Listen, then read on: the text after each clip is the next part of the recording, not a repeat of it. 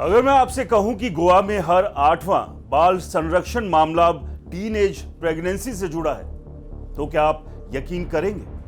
और सबसे बड़ा सवाल, क्या हमारी बेटियां आज स्कूल से ज्यादा स्मार्टफोन से सीख रही हैं? क्या माता पिता की जगह अब इंस्टाग्राम, स्नैपचैट और डायरेक्ट मैसेज ने ले ली है?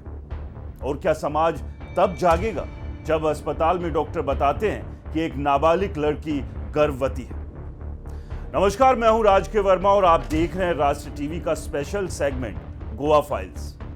आज की खबर सिर्फ गोवा की नहीं, ये हर उस घर की कहानी है जहां बच्चों के हाथों में हजारों रुपए का स्मार्टफोन तो है, लेकिन उनके दिल और दिमाग में क्या चल रहा है इसकी खबर किसी को नहीं। गोवा की विक्टिम असिस्टेंट यूनिट यानी VAU के ताजा आंकड़ों ने एक बेहद गंभीर तस्वीर सामने रखी। साल 2026 में अब तक दर्ज बाल संरक्षण के कुल मामलों में लगभग 11.9% मामले टीनेज प्रेगनेंसी के, यानी लगभग हर 8वां मामला।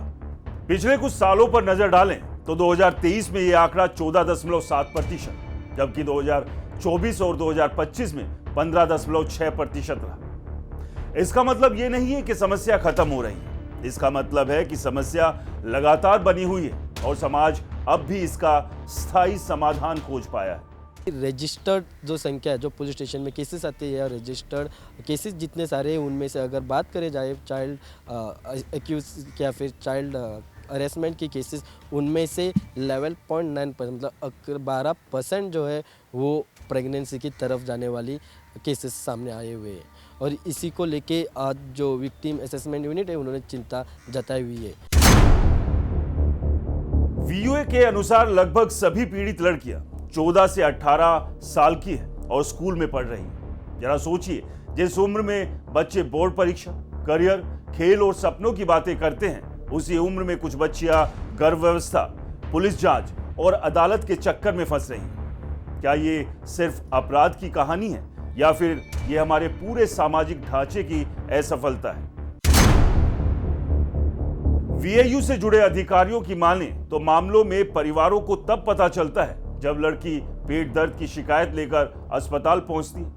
डॉक्टर जांच करते हैं और फिर सामने आता है कि लड़की प्रेग्नेंट है। सोचिए, जिस घर में माता पिता रोज साथ रहते हैं, उसी घर में इतनी बड़ी बात महीनों तक किसी को पता नहीं चलती। यही सवाल सबसे ज्यादा परेशान करता है। क्या हमारे घरों में बातचीत खत्म हो चुकी है? जांच में एक पैटर्न बार बार सामने आया। रिश्ते की शुरुआत सोशल मीडिया से होती है। पहले चैट, फिर डायरेक्ट मैसेज, फिर वीडियो कॉल, फिर मुलाकात और कई मामलों में आखिरकार यौन शोषण। सोशल मीडिया खुद अपराधी नहीं है, लेकिन जब एक नाबालिग बच्चा बिना समझे और बिना निगरानी के डिजिटल दुनिया में उतरता है, तो वहां उसे सिर्फ दोस्त ही नहीं मिलते, शिकारी भी मिलते हैं। वो मोबाइल 50% अच्छा है, 50% एकदम बुरा है।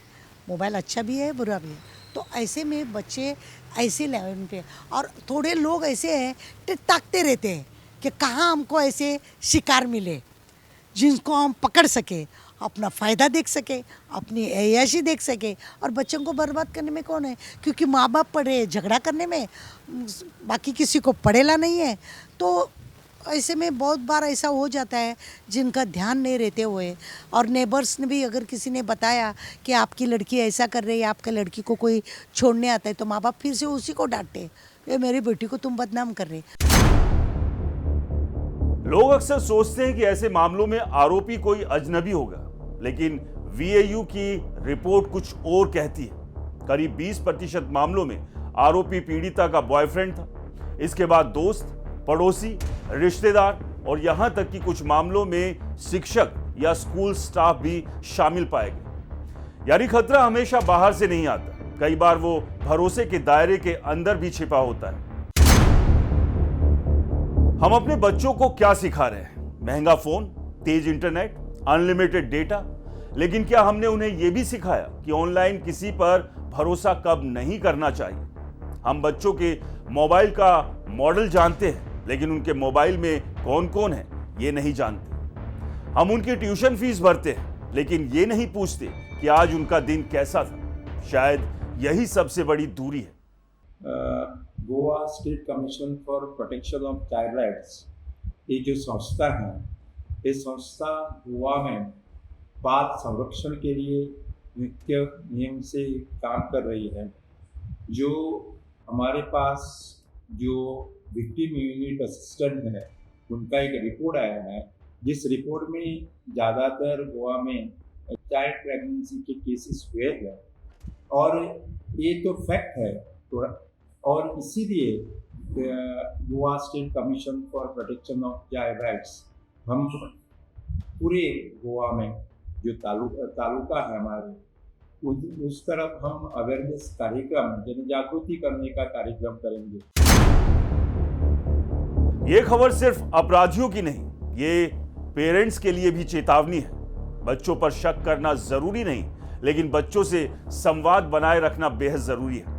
अगर बच्चा अचानक चुप रहने लगे, कमरे में ज्यादा समय बिताने लगे, मोबाइल छिपाकर इस्तेमाल करने लगे या परिवार से दूरी बनाने लगे, तो इसे सिर्फ टीनेज बिहेवियर कहकर नजरअंदाज मत कीजिए। कई बार यही शुरुआती संकेत होते हैं कि बच्चा किसी दबाव या गलत रिश्ते में फंस चुका है। वीएयू ने ऐसे मामलों का भी जिक्र किया जहां नाबालिग लड़कियों का कथित शोषण किराए पर रहने वाले लोगों या अस्थायी मेहमानों द्वारा किया गया। इसलिए पुलिस सत्यापन केवल कानूनी औपचारिकता नहीं, ये परिवार की सुरक्षा के लिए एक जरूरी कदम है। वीएयू लगातार स्कूलों में जागरूकता अभियान चला रही है। पुलिस, स्कूल और बाल कल्याण समिति मिलकर काम कर रहे हैं। बच्चों को सेल्फ डिफेंस सिखाया जा रहा है। माता पिता और टीचर्स को भी प्रशिक्षित किया जा रहा है कि वो शोषण के शुरुआती संकेत कैसे पहचानें। यानी समाधान की कोशिश हो रही है, लेकिन सवाल ये है, क्या समाज भी उतना ही गंभीरता दिखा रहा है? ये जो आंकड़े वो खुद बयां कर रहे हैं, जो ट्रेंड आजकल गोवा में चल रहा है वो कितना चिंताजनक है। और इसके लिए सिर्फ पेरेंटिंग नहीं, साथ ही साथ सोशल मीडिया, स्कूल और जो सोसाइटी में बच्चे आजकल रह रहे उसके ऊपर भी इंजाम लगाया जा सकता है, क्योंकि हर एक की जिम्मेदारी बनती है इन बच्चों को सही और गलत रास्ता दिखाने की। और इसी को लेके जो हमने बात की थी, जो एनजीओ, साथ ही साथ जो स्टेट सेल है या फिर स्टेट कमीशन है बच्चों के राइट प्रोटेक्शन के लिए, उनसे भी बातचीत की। और साथ ही साथ हमने अपोजिशन जो पॉलिटिशियन है उनसे भी बात की। और सबका एक ही कहना है कि अगर सही तरीके से पेरेंटिंग किया जाए और सोशल मीडिया की गतिविधियां उन बच्चों की ट्रैक की जाए और स्कूल में सही तरीके से सही गलत का पाठ पढ़ाया जाए, तो बच्चों को ये जो ट्रेंड आजकल बढ़ता हुआ नज़र आ रहा है उसमें कम किया जा सकता है। बच्चों को सही रास्ते पे लाके ये जो सोसाइटी है उस सोसाइटी में एक अच्छी जो यूथ आने वाले हैं, या फिर हम जिन्हें बोलते हैं कि देश की फ्यूचर होते हैं जो यूथ, उनको एक सही तरीका या फिर सही रास्ते पे लेके आने की जिम्मेदारी सिर्फ पेरेंट्स की नहीं या फिर सोशल मीडिया की नहीं, लेकिन सारी सोसाइटी की है। और इसी के लेके हमारी ये स्पेशल रिपोर्ट थी कि आप भी देखिए आपके बाजू में जो बच्चे हैं या फिर यूथ है वो क्या कुछ सोशल मीडिया पे कर रहे हैं, क्या कुछ वो सोसाइटी में कर रहे हैं, और उनको सही गलत का रास्ता बताइए।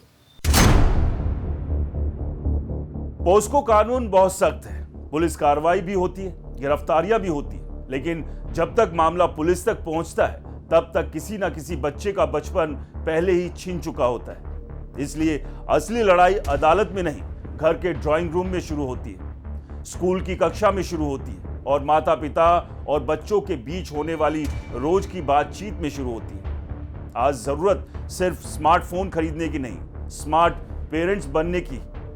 जरूरत सिर्फ बच्चों को इंटरनेट देने की नहीं, उन्हें इंटरनेट की समझ देने की है। जरूरत सिर्फ अंक पूछने की नहीं, उनकी मानसिक स्थिति समझने की। क्योंकि अगर परिवार, स्कूल और समाज समय रहते जाग गए तो शायद कई बच्चियों का बचपन बचाया जा सकता है। लेकिन अगर हम आज भी ये सोचते रहे कि हमारे घर में ऐसा नहीं हो सकता, तो यही सबसे बड़ी भूल होगी। इस मुद्दे पर आपकी क्या राय है? क्या स्कूलों में डिजिटल सुरक्षा और ऑनलाइन रिश्तों पर अनिवार्य शिक्षा जरूर होनी चाहिए? अपनी राय कमेंट में जरूर लिखें। अगर आपको ये रिपोर्ट महत्वपूर्ण लगी हो तो वीडियो को लाइक करें, शेयर करें और चैनल को सब्सक्राइब करना बिल्कुल ना भूलें। नमस्कार।